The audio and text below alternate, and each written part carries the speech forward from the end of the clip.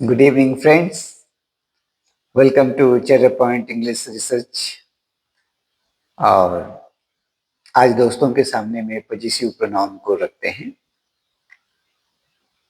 जो लोग basic English सीखना चाहते हैं, ग्रामर के साथ ही, व्याकरण के साथ ही आप इंग्लिश को ग्रामेटिकली बना सकते हैं, बोल सकते हैं।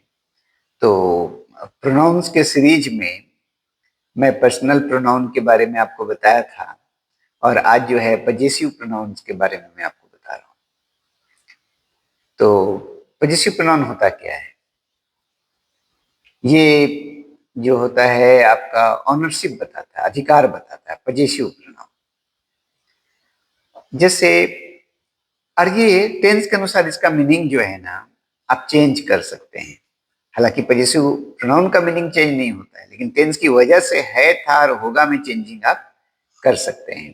तो ऐसे करके आप अपना लैंग्वेज को क्रिएट करिएगा। जैसे मान लीजिए माइन है, तो मेरा है, मेरा था, मेरा होगा।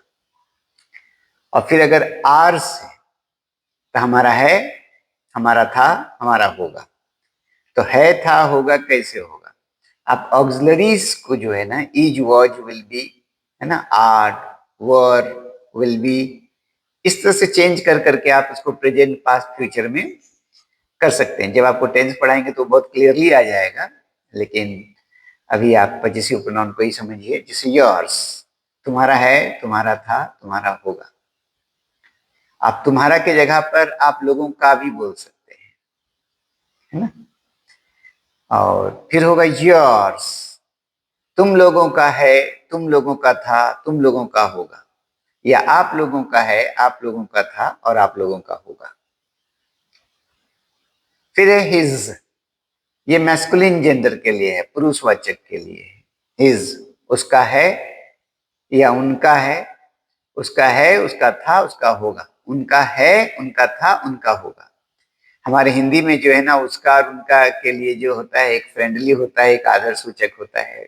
बुजुर्गों के लिए या अच्छी पोस्ट के लिए ये हिंदी में ऐसा प्रथा है।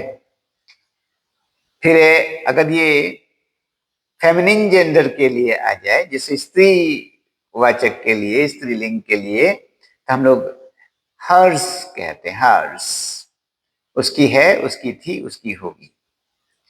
और बहुतों के लिए, थर्ड पर्सन बहुवचन के लिए जो होता है, बहुतों के लिए तो होगा देयर्स, उन लोगों का है, उन लोगों का था, उन लोगों का होगा। तो उसका कुछ एग्जाम्पल मान लीजिए कि आप ये कहते हैं, दिस कार इज माइन, यह गाड़ी मेरी है।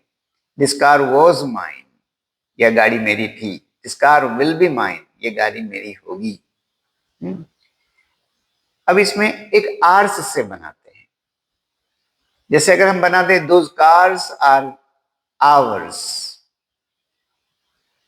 वे गाड़ियां हम लोगों की है। दोज कार्स वर आवर्स, वे गाड़ियां या वो सभी गाड़ियां हम लोगों का था, मैंने अब है नहीं। Those cars will be hours, ये कल्पना है कि बाद में वो सब गाड़ियां हम लोगों की होगी, है ना। इसी तरह से योर्स अगर हम लोग बोलते हैं, जैसे दिस आइडिया इज योर्स, या विचार तुम्हारा है। दिस आइडिया वॉज योर्स, या आइडिया या विचार तुम्हारा था। This idea will be yours, या आइडिया तुम्हारा होगा या आपका होगा, जैसे आप हिंदी उसको जरूरत के अनुसार। फिर एक योर्स बहुवचन के लिए भी आप प्रयोग कर सकते हैं। जैसे दी कार्स विल बी योर्स, ये गाड़ियां आप लोगों की होंगी। और दिस कार्स आर योर्स, ये गाड़ियां आप लोगों की है। दिस कार्स वर योर्स, ये गाड़ियां आप लोगों की थी, मतलब अब है नहीं। इसीलिए this car is his, this car is his, यह गाड़ी उसकी है।